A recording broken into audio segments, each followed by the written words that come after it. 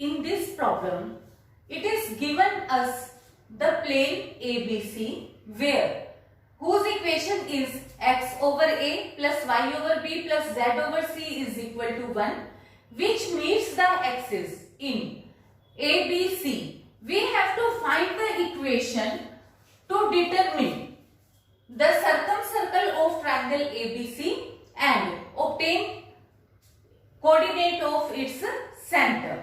तो इसके लिए अब हमारे को क्वेश्चन में करना क्या है, देखो सबसे पहले हमारे को एक प्लेन की इक्वेशन दी हुई है x over a plus Y over B plus Z over C is equal to 1। यहां से हम कोऑर्डिनेट्स निकाल लेंगे ए बी सी के, क्योंकि वो एक्सिस पे कट करती है। तो हमें पता है कि अगर ये प्लेन x एक्सिस को कट करेगा तो वहां y और z की वैल्यू 0 होगी। तो मेरे पास x का पॉइंट आ जाएगा x over a equal to 1, that is x is equal to a, means a point क्या हो गया a 0 0। सिमिलरली मैं b और c कोऑर्डिनेट भी निकाल लूंगी, वो मेरे पास क्या हो जाएगा 0 b 0 0 0 c। इसके बाद तो जो ये मेरे पास, अब देखो ये जो प्लेन की इक्वेशन है वो इस तरीके से है a b और c, ये a b c मेरे पास प्लेन है। अब मुझे इसका सर्कम सर्कल अगर मुझे निकालना हो, क्योंकि circum circle of triangle ABC, तो जो ये इसका एक सर्कम सर्कल है ABC, ये इसके ऊपर है। तो ये वाले जो अपने पास पॉइंट्स हैं, तो जो एक मुझे ये पता है कि अगर x एक्सिस y एक्सिस और z एक्सिस पे कोई पॉइंट कट करते हैं तो एक मैं ऐसा स्फीयर फाइंड आउट कर सकती हूँ जो कि सेंटर में से भी पास करता हो। सेंटर का मतलब मैं यहाँ पे ओरिजिन कंसीडर कर लूंगी कि ओरिजिन में से पास करता हुआ एक सर्कल मैं बड़े आराम से डिराइव कर सकती हूँ।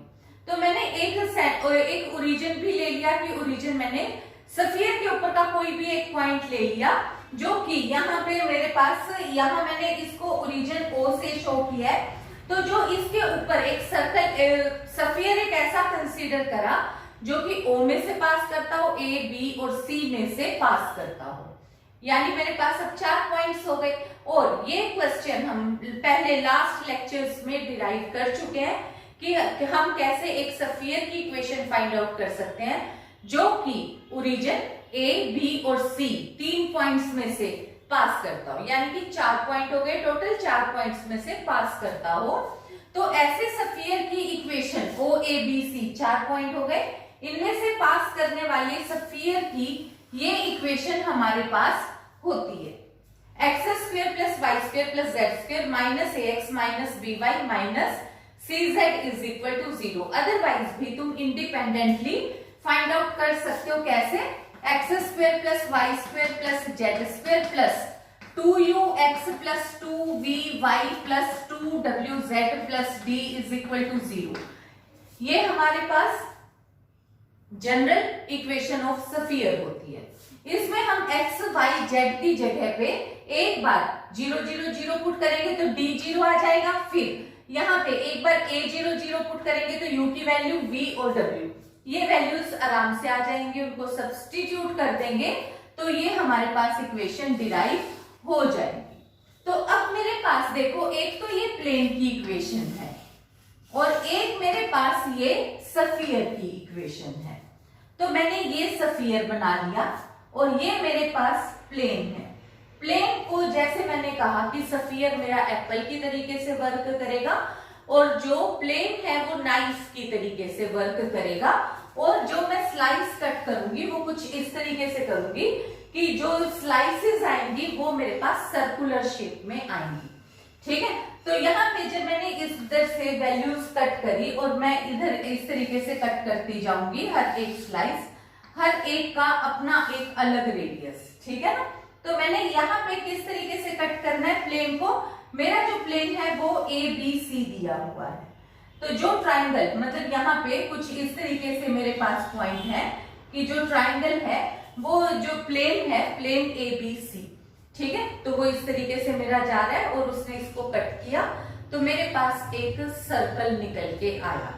अब यहाँ पे देखो, सबसे पहले अब अपने पास जो प्लेन है, प्लेन की इक्वेशन मेरे पास क्या है, X over A Y over B Z over C, और मुझे निकालना है equation to determine the circumcircle of triangle. तो इसके लिए मैंने यहाँ पे क्या क्या किया, देखो सबसे पहले तो मेरे को पता है कि जो सेंटर ऑफ सर्कल होता है वो foot of perpendicular from centre of sphere on the plane of circle होता है। तो यानी कि ये मेरे पास जो कैपिटल आर है ये मैंने सेंटर कंसीडर कर लिया स्फीयर का, इससे मैंने इस प्लेन के ऊपर परपेंडिकुलर ट्रेस कर दिया। अब जो ये प्लेन है, प्लेन के डायरेक्शन रेशियो क्या है, 1/a, 1/b, 1/c। तो यही वाले डायरेक्शन रेशियोज मेरे पास किसके बन जाएंगे, इस लाइन आर पी के डायरेक्शन रेशियोज, क्योंकि प्लेन के along direction ratios perpendicular act करते हैं और लाइन के पैरेलल करते हैं। तो लाइन के डायरेक्शन रेशियोज तो लाइन के पैरेलल ही होते हैं या अलोंग द लाइन होते हैं, पर प्लेन के जो परपेंडिकुलर हैं वो प्लेन के ऊपर परपेंडिकुलर होते हैं। तो ये जो प्लेन के ऊपर परपेंडिकुलर हुआ वो लाइन के साथ पैरेलल हो गया, तो यानी कि वही direction ratio RP straight line के हो जाते हैं। तो इसलिए डायरेक्शन रेशियोज और फिर अब मेरे पास आर की वैल्यू मेरे पास अब यहाँ पे क्या है, देखो इस वाले स्फीयर का सेंटर क्या होता है, -u, -v, -w, और u की वैल्यू क्या होती है, हाफ ऑफ कोफिशिएंट ऑफ, यहाँ पे जो ये अगर हम इसके हिसाब से निकाले तो u की वैल्यू क्या हुई, -half of coefficient of x minus half of coefficient of y minus half of coefficient of z। उसके अकॉर्डिंग ये यहां से मेरे पास minus half of coefficient of x कितना हो गया, a/2। तो यहाँ पे मेरे को सेंटर के पॉइंट पता लग गए कि a/2, b/2 और c/2 है। डायरेक्शन रेशियो भी मुझे पता चल गया 1/a, 1/b, 1/c है। तो जब अब मुझे एक स्ट्रेट लाइन निकालनी है जिसके की डायरेक्शन रेशियो ये है और इनमें से पास करती हो, तो उस इक्वेशन को मैं लिख सकती हूँ x minus x1 over direction ratio मान लो मैंने LMN कहा और पॉइंट x1 y1 z1 कहा। x1 y1 z1 हमने सेंटर वाले पॉइंट्स पुट कर दिए, LMN की जगह डायरेक्शन रेशियोज पुट करी।